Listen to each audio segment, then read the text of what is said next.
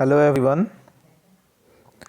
आप सभी आज बिहार छात्रवृत्ति 2021 की परीक्षा देकर अपने घर आ गए हैं और आज मैं आप सभी के लिए एक आंसर शीट लेकर आया हूं जो कि आपके सेट से रिलेटेड है, स्कॉलेस्टिक सब्जेक्ट से।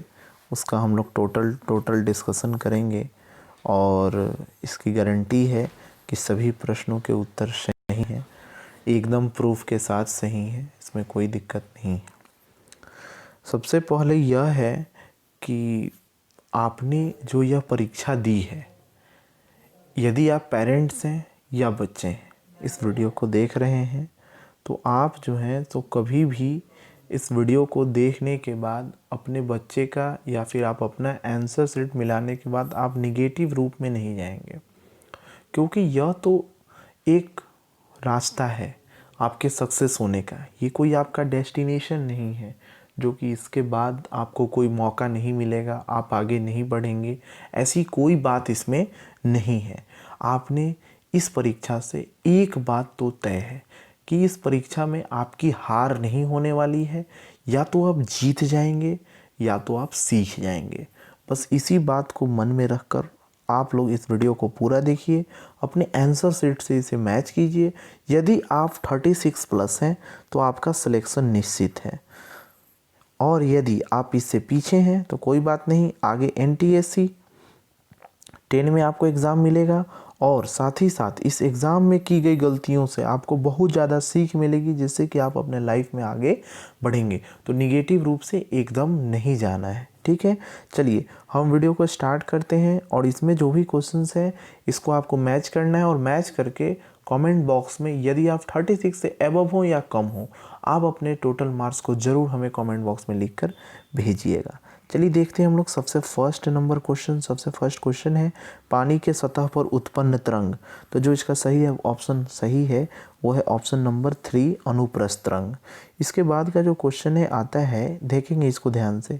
एक कण r त्रिज्या के वृत्त में गति कर रहा है। इस क्वेश्चन का जो आंसर है ना, सो उपहार गाइड के बुक में भी गलत ही दिया हुआ है। ऐसे तो जो बच्चे यहाँ तैयारी किए हैं हमारे पास, वो तो एकदम से इसे करेक्ट करके आए होंगे, क्योंकि एकदम जैसे जैसे सेट हम लोग यहाँ बनवाए थे वैसे ही सेट से सेम टू सेम क्वेश्चन आ गए हैं। जो बच्चों ने इसकी पढ़ाई अच्छे से की है उनका तो एकदम से रिजल्ट अच्छा आना ही है। चलिए तो देखिए, कहता है कि एक वृत्त की त्रिज्या r है। एक ऐसा वृत्त हो गया और इसकी त्रिज्या r हो गई, यानी यहाँ से यहाँ का तक का डिस्टेंस r हो गया। कहता है कि यदि वो आधा दूरी तय करती है, जैसे कि मान लीजिए कि यहाँ से लेकर वो यहाँ तक की दूरी आधी दूरी हुई, ये आधा दूरी अगर तय करती है तो इसका डिस्टेंस कितना होगा। तो टोटल दूरी तय करेगी तो 2πr हो जाएगा डिस्टेंस, और इसका आधा 2πr/2, 2 से 2 कैंसिल हो जाएगा तो πr हो जाएगा। और इसका डिस्प्लेसमेंट भी पूछ रहा है, यानी विस्थापन भी। तो आधा दूरी तय करेगी तो इसका विस्थापन कितना हो जाएगा। तो इसका विस्थापन जो है सो इतना ही होगा ना, यहाँ से आधा दूरी तय करने का विस्थापन, यानी कि शॉर्टेस्ट डिस्टेंस तो यही होगा। तो ये अगर पूरा का पूरा दूरी अगर तय होता तो ये d हो जाता, और आधा दूरी d/2 यानी कि r। तो πr और r इसका सही आंसर होगा, यानी कि ऑप्शन डी इसका सही आंसर हो जाएगा। अगला प्रश्न आता है कि एक विद्युत बल्ब विद्युतीय ऊर्जा को किस में बदलता है। विद्युतीय ऊर्जा को यह किस में बदल देता है। तो जब भी हम विद्युत बल्ब लगाते हैं तो वह विद्युतीय ऊर्जा को लाइट एनर्जी में, यानी कि प्रकाश के रूप में बदल देता है। तो इसमें तो ये चारों के चारों तीनों के तीनों ऑप्शंस में से कोई भी नहीं है, तो इसका ऑप्शन डी करेक्ट हो जाएगा, यानी कि उपयुक्त में से कोई नहीं। घड़ी के पेंडुलम यानी लोलक की गति क्या होती है। तो जो इसका सही आंसर है वो हो जाएगा दोलन गति होती है। और 9.8 मीटर लंबे लोलक का आवर्तकाल क्या होता है। तो ये 6.3 सेकेंड होता है। अगला प्रश्न जो है सो हम लोग देखते हैं, 6 नंबर प्रश्न है, सूखे सेल के घन ध्रुव किसको माना जाता है। तो जो इसका सही आंसर है हो जाएगा ऑप्शन 1। अगला प्रश्न कहता है किलोवाट घंटा का मात्रक क्या होता है। तो जो इसका सही उत्तर है वो हो जाएगा ऑप्शन नंबर 2। ऑप्शन नंबर 2 यहाँ आप ध्यान से देख सकते हैं, विद्युत ऊर्जा का। ऑप्शन 2 विद्युत ऊर्जा का। एक समान वृत्तीय गति में, ध्यान से देखिए, एक समान वृत्तीय गति में, तो जो इसका सही उत्तर हो जाएगा ये होगा ऑप्शन 4, चाल अचर और वेग चर रहते हैं। एक BOT यूनिट के बराबर होता है। ये भी एकदम सेट का ही सारा का सारा क्वेश्चन है, एकदम सही होने की संभावना है जो बच्चे इसके प्रैक्टिस किए होंगे। 1 kWh, यानी ए ऑप्शन इसका करेक्ट हो जाएगा। 10 नंबर है 1 विद्युत यूनिट बराबर होता है, यह होता है 1 किलोवाट घंटा के बराबर। अगला प्रश्न हम लोग देखते हैं, एक स्विच सदैव किससे जुड़ा होता है? तो यहाँ होगा न्यूट्रल तार से सदैव इसे जोड़ा जाता है। ये भी स्टेट में लाइव तार दे दिया है जो कि रॉन्ग है, न्यूट्रल तार इसका सही आंसर होगा। अगला प्रश्न है, इसमें से किस अभिक्रिया में कॉपर सल्फेट का नीला रंग अदृश्य हो जाता है? तो जो इसका सही उत्तर है वो हो जाएगा option number A, copper sulphate. अगला प्रश्न कहता है, जब सल्फर डाइऑक्साइड गैस का जल में विलय हो जाता है तो क्या होता है? तो इसका सही उत्तर है ऑप्शन नंबर सी, सॉरी इसका ऑप्शन सी नहीं, ऑप्शन 2 इसका सही होगा। अगला प्रश्न आता है, इसमें से किस धातु को उसके अभिक्रियाशील होने के कारण मिट्टी के तेल में संचित किया जाता है, यानी मिट्टी के तेल में डुबाकर रखा जाता है? तो जो इसका सही उत्तर है वो जाएगा ऑप्शन सेकंड, सोडियम। विद्युत चालन करने वाले अधिकांश द्रव का विचलन होता है, तो यहाँ अम्ल, क्षार, लवण तीनों उपयुक्त सभी इसका सही उत्तर हो जाएगा। अगला प्रश्न है, लोहे को सुरक्षित रखने वाला जंग लगाने से बचाने के लिए, इसका उत्तर सही एक हो जाएगा, जिंक। मैं थोड़ा जल्दी जल्दी चल रहा हूँ क्योंकि मुझे ऑप्शन आप लोगों का सभी चेक कराना है, ठीक है। 17 नंबर क्वेश्चन में आप देख सकते हैं जो इसका सही उत्तर है पॉलिस्टर और कपास इसका सही आंसर हो जाएगा। निम्नलिखित में से कौन सा प्रथम पूर्ण रूप से संश्लेषित रेशा है? तो जो इसका सही उत्तर है वो हो जाएगा, देखिए ऐसे तो हम लोग इसमें कंफर्म है कि रेयान होना चाहिए, है ना, लेकिन थोड़ा सा कन्फ्यूजन क्रिएट कर रहा है नाइलन, लेकिन आप एक बार इसकी जांच कर लेंगे, मेरे अंदाज से इसका रेयान इसका सही आंसर होगा। इसमें से क्या एक जीवाश्म ईंधन है? तो जो इसमें कोयला, पेट्रोलियम और प्राकृतिक गैस सभी जीवाश्म ईंधन है, तो जो इसका सही उत्तर है वो उपयुक्त सभी हो जाएंगे। प्रदूषक क्लोरोफ्लोरोकार्बन CFC का उपयोग निम्नलिखित में से किसमें किया जाता है? तो CFC जो है, तो CFC का इसमें सभी हो जाएगा क्योंकि इसमें कह रहा है रेफ्रिजरेटर से भी होता है, एयर कंडीशनर से भी, एरोसोल के फुहार में, जितने भी ठंडे मतलब सडनली गर्म को ठंडा करने वाले हैं, तो उपयुक्त सभी हो रहा है। तो उपयुक्त सभी इसमें तो हमको करेक्ट लगा है, लेकिन यहाँ देखिए उपयुक्त सभी का होता है ऑल ऑफ एबव, और ये इंग्लिश में थोड़ा सा अलग दे दिया है नॉन ऑफ दीज। इससे थोड़ा सा इसमें कन्फ्यूजन क्रिएट हो रहा है कि नॉन ऑफ दीज देगा तो रेफ्रिजरेटर एक को क्लिक कर दिया जा सकता है, सबसे ज़्यादा रेफ्रिजरेटर से ये होता है, लेकिन उपयुक्त सभी कहने से हिंदी वाले से उपयुक्त सभी ही सही होगा इसका। अगला कहता है, विद्युत उपकरणों और पेट्रोल जैसे ज्वलनशील पदार्थों में लगी आग के लिए सबसे अच्छा अग्निशामक क्या होता है? तो जो इसका सही उत्तर है सबसे अच्छा अग्निशामक 21st का यह हो जाएगा कार्बन डाइऑक्साइड। अग्निशामक कह रहा है, मेरी बात को ध्यान से सुनेंगे। अग्निशामक कहने का अर्थ है कि आग को यह बुझा सकता है ना, ऑक्सीजन से तो और ज़्यादा जलने लगेगा आग। अगला कहता है, ईंधन के ऊष्मीय मान का मात्रक क्या होता है? जो इसका सही उत्तर है वो जाएगा ऑप्शन 3, किलो जूल प्रति किलोग्राम। अगला प्रश्न हम लोग देखते हैं जो कि जीव विज्ञान से। देखिए, यदि आप अपना आंसर सही रूप से क्लिक करते जा रहे हैं और आपका एकदम करीब है जिससे कि आपका रिजल्ट हो जाए, मेरी तो यही कामना है। और अगर आपको ये हमारा सेशन अच्छा लग रहा है ना, तो 1-2 अपने मित्रों को भी ज़रूर भेज दीजिए जो कि वो भी अपना आंसर चेक कर लें कि कैसे उन्होंने अपना परीक्षा दिया है। हाँ, 23 में आते हैं हम लोग। कहता है, सूक्ष्म जीवों को वर्गीकृत किया जा सकता है, तो जो इसका है सही उत्तर 5 प्रमुख समूह में हो जाएगा इसका आंसर। सबसे छोटी कोशिका का आकार कितना होता है? तो जो इसका सही उत्तर है वो हो जाएगा ऑप्शन नंबर ए। निम्नलिखित में से कौन सा सही युग्म है? जो इसका सही युग्म है वो हो जाएगा चौथे नंबर पर युग्मक, निषेचन और उसके बाद युग्मनज और भ्रूण। कोशिका का नियंत्रण करता है, तो जो इसका सही उत्तर हो जाएगा केंद्रक। जो केंद्रक होता है वही कोशिका का नियंत्रण करता है। किण्वन की खोज किसने की थी? तो जो किण्वन की खोज की थी वो लुईस पास्चर ने की थी, यानी कि सेकंड नंबर इसका सही आंसर हो जाएगा। अगला देखते हैं हम लोग, विश्व मलेरिया दिवस की शुरुआत कब की गई थी? तो जो इसका सही उत्तर है वो हो जाएगा वर्ष 2008 में। अगला प्रश्न आता है किशोरावस्था की अवधि। किशोरावस्था की अवधि कितनी होती है टीनेज की? तो 11 वर्ष से 19 वर्ष होती है। पोलियो रोग कारक है। पोलियो रोग किस चीज़ का कारक है? तो जो इसका सही उत्तर है वो जाएगा ऑप्शन नंबर 2, विषाणु का। पाव रोटी के निर्माण के दौरान निम्नलिखित में से कौन सी गैस लोई को फुलाता है? तो जो इसका सही उत्तर है वो जाएगा ऑक्सीजन, ऑप्शन नंबर 2। छीमीदार पौधे में राइजोमियम जीवाणु रहते हैं। कहाँ रहते हैं?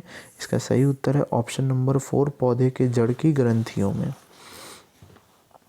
रेड डाटा बुक वर्णन करता है। तो जो इसका सही उत्तर है वो जाएगा संकटापन प्रजातियों के बारे में। मनुष्य में गुणसूत्रों की संख्या, ये तो बहुत ही अच्छा प्रश्न है और एकदम एक दिन पहले इस पे हम लोगों ने चर्चा किया था कि गुणसूत्रों का युग्म पूछता, जोड़ा पूछता तो हम लोग उसके लिए 23 लगाते, लेकिन यहाँ सिर्फ संख्या पूछ रहा है तो यहाँ 46 एकदम से करेक्ट आंसर होगा। अगला है टेस्टोस्टेरोन क्या है? तो टेस्टोस्टेरोन एक स्त्री हार्मोन होता है जो कि स्त्रियों में पाया जाता है। अगला प्रश्न हम लोग देखते हैं इतिहास का। औद्योगिक क्रांति सर्वप्रथम किस देश में हुई?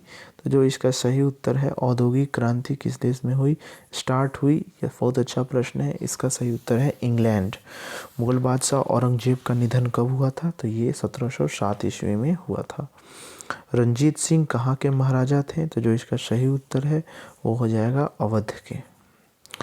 नील दर्पण के लेखक कौन है? तो जिसका हो जाएगा दीनबंधु मित्र। अगला प्रश्न है 1857 के विद्रोह में बिहार के नेता कौन थे? तो ध्यान देने वाली बात है यह सेम टू सेम क्वेश्चन जो हमारे वीर छात्रों ने इसे बनाया था, बीपीएससी में भी यह क्वेश्चन पूछा था और इसके बहुत सारे बच्चों ने सही उत्तर दिया था। कुंवर सिंह एकदम इसका सही उत्तर होगा। आगे देखते हैं हम लोग कलकत्ता मदरसा की स्थापना कब हुई थी? तो जो इसका सही उत्तर है हो जाएगा 1781।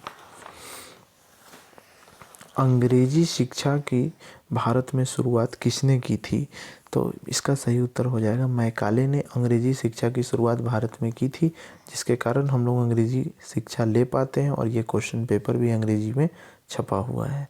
शांति निकेतन की स्थापना किसने की थी? तो जो शांति निकेतन की स्थापना है वो रविंद्रनाथ टैगोर जी ने किया था। 1873 में ज्योतिबा फुले ने कौन सी किताब लिखी? तो इस क्वेश्चन में थोड़ा सा मुझे डाउट है, इसको आप देखिए, अगर आपको पता है तो कमेंट बॉक्स में लिख कर बताइएगा। बाकी हम लोग आगे देखते हैं, नहीं तो मैं करके पिन कर दूंगा, थोड़ा ढूंढूंगा तो। 45 राजा राम मोहन राय ने किस समाज की स्थापना की थी? तो जो इसका सही उत्तर है वो हो जाएगा ब्रह्म समाज की स्थापना की थी 45 में। देखिए आर्य समाज की स्थापना किसने की थी? ये बहुत ही मतलब इम्पोर्टेंट क्वेश्चन था और अच्छे से बच्चों ने किया भी होगा जो पढ़ कर गए होंगे। दयानंद सरस्वती इसका राइट आंसर होगा। भागलपुर एक ज़िला कब बना था? तो जो इसका सही उत्तर है हो जाएगा 1780 में। देखिए एक क्वेश्चन जो रह गया है, इसका कारण है कि मैं भी आज एग्ज़ाम सेंटर पर ही गया था आप लोगों के साथ। मैंने आप लोगों के साथ अपना समय बिताया, मैंने अपना बेस्ट देने का प्रयास किया, आप लोगों ने भी किया, जिससे कि आपका एकदम अच्छा रिजल्ट आएगा। आप लोग भी अपने अपने सेंटर पर अपना बेस्ट दिए होंगे।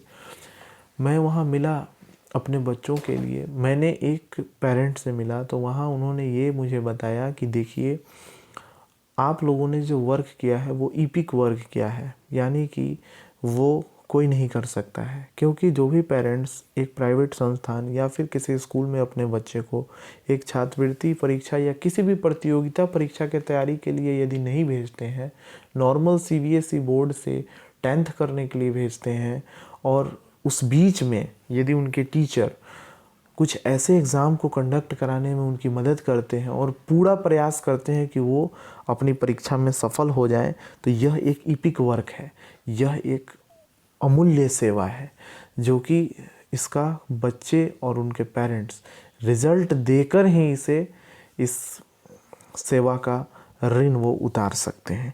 चलिए मैं ऐसा करता हूँ कि ज़्यादा से ज़्यादा बच्चों का रिजल्ट आए और हम लोगों का ये जो मेहनत है, ये जो तपस्या है वो ज़रूर सफल हो और आप लोग आगे भी 10 में और इसके बाद बड़े बड़े प्रतियोगिता परीक्षाओं में अच्छे से अंक से पास करें और अपने देश का, अपने गुरु का, अपने माता पिता का नाम रोशन करें। आगे बढ़ते हैं हम लोग 48 नंबर प्रश्न में। इनमें से कौन सी प्राकृतिक संसाधन है? तो इसमें मेरा आंसर होगा भूमि, जो कि प्राकृतिक संसाधन है। ऐसे देखा जाए तो इनडायरेक्टली रूप से ये और ये तो हो ही सकता है, ये तो एकदम नहीं होगा, लेकिन मेरा एकदम करेक्ट आंसर लग रहा है भूमि होगा।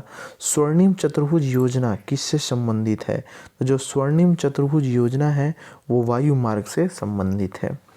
अगला है अंतर्राष्ट्रीय हवाई अड्डा कहाँ अवस्थित है, यानी कि इस चारों जगह में से। तो यहाँ जो है दरभंगा, यहाँ पर अंतर्राष्ट्रीय हवाई अड्डा अवस्थित है। शंकुधारी वन पाए जाते हैं, तो जो शंकुधारी वन है वो हिमाचल प्रदेश में पाए जाते हैं, यानी इस टाइप का यहाँ पर पेड़ होता है जो कि बर्फ़ वगैरह से कोई से इफेक्ट नहीं पड़ता। खत्री प्रसिद्ध है, तो जो इसका सही उत्तर हो जाएगा वो अभ्रक से, सॉरी अभ्रक नहीं होगा, इसका सही उत्तर तांबा होगा, अभ्रक नहीं होगा, तांबा होगा। अगला है रोडोनाइट अयस्क, रोडोनाइट अयस्क मैग्नीज से, इसका सही उत्तर होगा। इनमें से व्यापारिक फसल, इसमें देखिएगा इनमें से व्यापारिक फसल कौन है? तो जो इसका सही उत्तर है वो हो जाएगा तंबाकू। सूती वस्त्र उद्योग आधारित हैं, इसका सही आंसर हम बताते हैं कृषि से, कृषि इसका सही आंसर हो जाएगा। इनमें से प्रायद्वीप, प्रायद्वीप कौन है? तो देखिए इसमें तो हमें लग रहा है कि भारत ही इसका सही आंसर होगा, है ना, लेकिन मंगोलिया पर भी डाउट है। आप इसको एक बार क्लियर कर लेंगे, मेरे अनुसार भारत ही है, नहीं तो मैं एक दो क्वेश्चन जो रह जाएगा मैं आपको पिन कर दूंगा, इसका आंसर कंफर्म होकर। थोड़ा आज मेरा भी सर दर्द कर रहा है, लेकिन फिर भी मैं एक्साइटमेंट को रोक नहीं पाया अपने कि मैं बच्चों का एक बार रिजल्ट ज़रूर जानूं कि उन्होंने कैसा परीक्षा दिया है, इसलिए मैं आप लोगों के लिए इस समय भी आकर वीडियो शूट कर रहा हूं। इसमें से त्वरीय पतन कौन है? त्वरीय पतन, तो जो इसका सही आंसर हो जाएगा वो हो जाएगा चेन्नई। चक्र आरेख, चक्र आरेख किसे कहते हैं? देखिए बच्चों, आप लोगों ने कंप्यूटर में भी चक्र आरेख, मैथ्स में भी चक्र आरेख बनाया होगा। इस तरह से जो आरेख हम लोग बनाते हैं, गोल गोल जो ग्राफ बनाते हैं उसे हम क्या कहते हैं? पाई चार्ट कहते हैं। पाई चार्ट, पाई डायग्राम, पाई आरेख, ध्यान दीजिएगा, इसका सही उत्तर ये हो जाएगा ऑप्शन नंबर सी। अगला प्रश्न हम लोग आता है सिविक्स से, सिविक्स से अगला प्रश्न है, देखते हैं सिविक्स के प्रश्न। निम्नलिखित में से कौन भारतीय संविधान का एक प्रमुख विशेषता नहीं है? देखिए विशेषता नहीं है, ये ध्यान से पढ़ना था, नहीं, निगेटिव क्वेश्चन पूछ रहा है। नहीं है कहने का अर्थ है धर्मनिरपेक्षता। धर्मनिरपेक्षता मैंने आपको बहुत सारा एग्जाम्पल देकर समझाया है, या फिर आपको आपके टीचर भी बताए होंगे। धर्मनिरपेक्षता का अर्थ होता है कि यह किसी भी धर्म पर, एक धर्म के बारे में यह नहीं सोचता है, सभी धर्मों के लिए यहाँ सारे रूल्स समान हैं। तो ये तो है, ये तो पॉजिटिव हो गया। फिर अगला है राजतंत्र। राजतंत्र मतलब क्या होता है ना, राजा का बेटा ही राजा, फिर राजा का ही बेटा राजा, तो ये राजतंत्र होता है। यानी जो राजा होते थे उनके जो बच्चे हुए वही फिर से राजकुमार राजा बन जाएंगे। तो यही एक निगेटिव है जो कि सही है, क्योंकि निगेटिव निगेटिव भाई हो गया। अगला है स्वतंत्र न्यायपालिका, ये तो विशेषता है, ये तो नहीं होगा। संघवाद, ये भी विशेषता नहीं होगा, तो इसका सही उत्तर हो जाएगा सेकंड, राजतंत्र। भारतीय सर्वोच्च न्यायालय के न्यायाधीशों की नियुक्ति कौन करता है? तो जो इसका सही उत्तर है राष्ट्रपति हो जाएगा। बिहार में विधानसभा सदस्यों की संख्या, अगर आपका प्रश्न बिहार से है और बिहार परिचय पढ़ने के बाद भी आप इस क्वेश्चन को गलत करते हैं कि 243 होता है, तो फिर आपके लिए यह एग्ज़ाम बहुत ही दुर्भाग्यपूर्ण है कि आपका यह क्वेश्चन गलत कैसे हुआ। मुख्यमंत्री कौन हो सकते हैं? तो मुख्यमंत्री कौन होते हैं? जिनको बहुमत मिलता है, बहुमत दल के नेता, इसका सही आंसर हो जाएगा। अगला है राज्य विधानसभा की बैठक की अध्यक्षता कौन करता है? तो जो इसका सही उत्तर है वो होगा विधानसभा के अध्यक्ष। और अभी अभी बिहार में विधानसभा के नए अध्यक्ष बने हैं। कोई बात नहीं, यह परीक्षा जैसी भी जा रही हो, फिर अगली परीक्षा हमें इससे सीख देकर और भी अच्छा आगे बढ़ाएगी। तो इसका आंसर भी आप कमेंट में जरूर करेंगे। विधानसभा के अध्यक्ष कौन है अभी बिहार के, यदि आप बिहार से हैं तो? किस सदन को संसद का उच्च सदन कहा जाता है? तो जो इसका सही उत्तर है वो हो जाएगा राज्यसभा, इसका सही आंसर होगा। अगला है, निम्नलिखित में से कौन संघीय राज्य की विशेषता नहीं है? तो जो दोहरीय राजनीति है ये संघीय राज्य की विशेषता नहीं है। भारत में राज्यों का संवैधानिक प्रधान कौन होता है? तो जो इसका सही उत्तर हो जाएगा वो हो जाए राज्यों का जो संवैधानिक प्रधान है वो राज्यपाल होता है। ये एकदम आप ध्यान से रखेंगे याद। भारतीय संविधान सभा के प्रारूप समिति के अध्यक्ष डॉक्टर BR अम्बेडकर को छोड़कर कोई हो ही नहीं सकता। इसका आंसर मैंने आपको बताया भी था। कैलोरी किसको मापने की इकाई है? तो जो इसका सही उत्तर हो जाएगा भोजन की ऊर्जा। पैक्स अध्यक्ष आप ध्यान से समझते हुएगा। पैक्स अध्यक्ष खिलाड़ियों से तो नहीं हो सकता है, दिव्यांगों से नहीं हो सकता है, किसानों से, क्योंकि हमारे किसान लोग ही पैक्स अध्यक्ष के बारे में हम लोग गांव में सुनते हैं, वो किसानों से ही संबंधित है। एकदम इसका सही उत्तर है किसान। निम्नलिखित में से कौन मीडिया का रूप है? तो ये तीनों के तीनों हैं, उपरोक्त सभी इसका सही आंसर हो जाएगा। तो चलिए, मैंने आप लोगों के लिए 70 क्वेश्चन का ये सेशन किया। मैथ्स का रह गया और मैट और मैथ्स भी जल्दी मैं अपलोड कर दूंगा। देख रहे हैं आप समय 10:02 हो रहे हैं। मैं भी आज रेस्ट करता हूं। आप लोग ज़रूर अपना कितना मार्क्स आपने ऑब्टेन किया आप चेक के कमेंट बॉक्स में मुझे बताइएगा। और कोई बात नहीं, यदि किसी को अच्छा मार्क्स आया है तो ईश्वर करें कि आपका ऐसे ही जीवन भर मार्क्स अच्छे आते रहें। लेकिन यदि आपने कम मार्क्स ऑब्टेन किया है तो कोई बात नहीं है, फिर से इस परीक्षा से आप सीख लेकर आगे दूसरी परीक्षा को, इसी परीक्षा को बार बार नहीं, ये कोई डेस्टिनेशन एग्ज़ाम आपका नहीं था और नहीं कोई भी एग्ज़ाम डेस्टिनेशन होता है। क्योंकि एजुकेशन जो होता है, जो लर्निंग होती है, यह एक पाथ होता है, रास्ता होता है जिसमें हम लोग सीखते चलते हैं। तो एजुकेशन इज अ पाथ, यानी कि यह एक रास्ता है, नॉट ए डेस्टिनेशन, न कि कोई मंजिल है।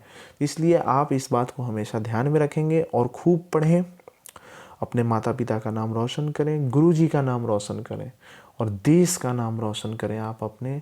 तब मिलते हैं हम लोग नेक्स्ट वीडियो में कुछ अच्छे कॉन्सेप्ट को लेकर, और मैट वाले क्वेश्चन का भी आंसर मैं आपको बहुत ही जल्दी लेकर आ जाऊंगा, जिससे कि आप उसमें भी अपना एग्ज़ाम में रिजल्ट कन्फर्म कर पाएँ। जय हिंद, जय भारत।